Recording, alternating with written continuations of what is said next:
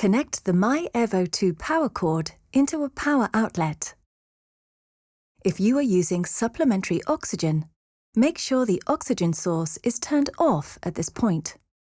Switch on your myAirvo 2 by pressing and holding the on-off button for 5 seconds. Your device will begin to warm up. You will see a warm-up symbol on the screen.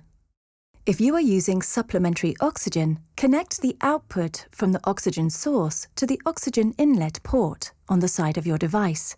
Ensure the oxygen tube is firmly pushed onto this connection port. You can now turn on the oxygen source and set it to the flow rate prescribed by your physician. While waiting for your device to warm up, fit the patient interface. When the Ready for Use symbol appears on the display, connect the patient interface to the air spiral tube. Attach the interface to the air spiral tube by simply pushing the two connectors together until you hear a click. When you first use your device, the air will feel warm. Continue to breathe normally. The myAirvo 2 can be used with a variety of patient interfaces.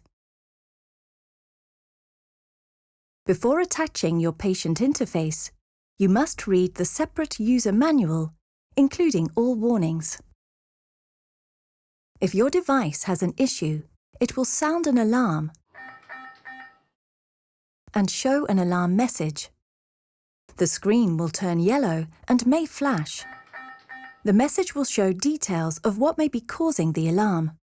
The alarm can be muted by pressing the mute button. For example, here an alarm was raised because the air spiral tube was not properly connected. The device suggested checking the tube, and reconnecting the tube resolved this issue.